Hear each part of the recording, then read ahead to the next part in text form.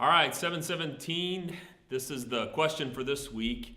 Has to do with the word apologetics. What is apologetics, or what does it mean? The word mean. The word apology we're familiar with.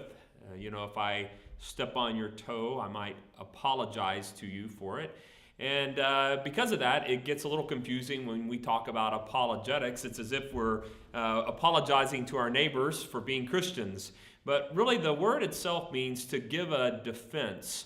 And so the apologetics is a specific area of study within Christianity where both philosophy and history and maybe archaeology, maybe use of manuscripts and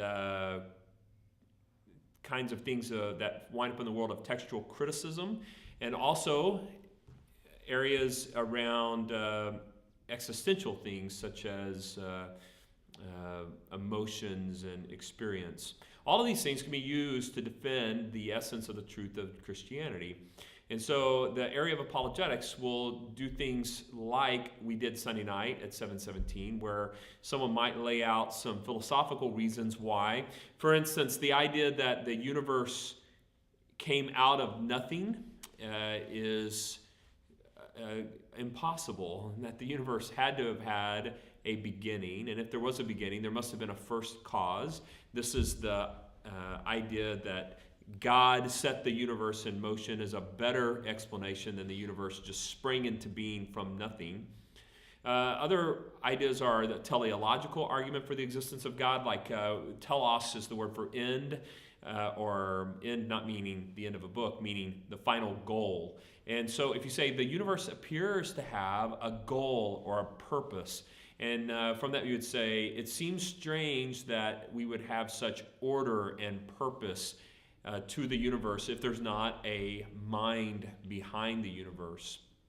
You have other areas like aesthetics, where you say the universe is also incredibly beautiful. A sunset, certain planets, stars and certain galaxies spin in certain ways that are stunningly beautiful. In doing so, we say the argument from aesthetics that there's a beauty to the universe and that there therefore must be an artist behind that work.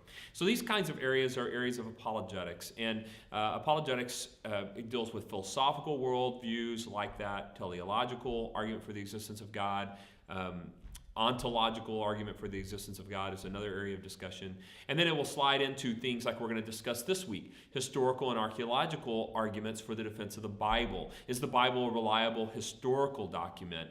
Do the documents themselves bear the weight of someone who seems to be writing down historical truths, or do they seem to be mythological works along the lines of other mythological genre from its day?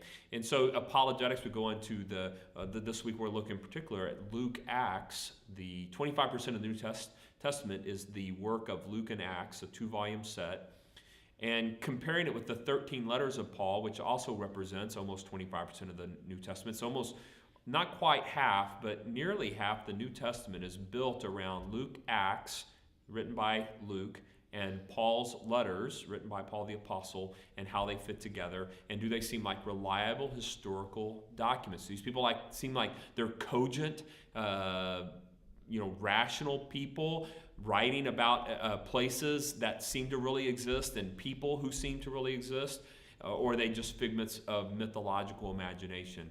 And we're going to look and see this week on the apologetic side of things the documentary evidence that Luke was a good historian and that Paul was a faithful historian to things that really happened. And so this week we'll do that. And the following week, we're going to deal with, does the Bible seem to have an understanding of humans and the world and history from a theological standpoint? Does the Bible seem to have things right? And so there's an apologetic area that moves into the realm of theology.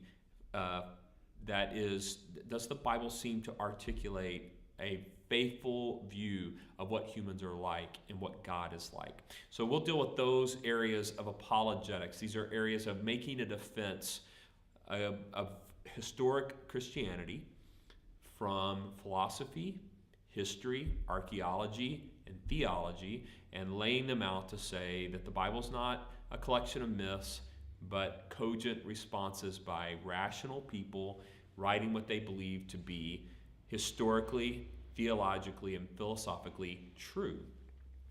And so what we're doing on Sunday nights at 717 these 3 weeks is a defense of the nature of Christianity. So that's what apologetics is. It's a defense of the Orthodox Christianity. And I hope you'll come this Sunday night and we'll see the next defense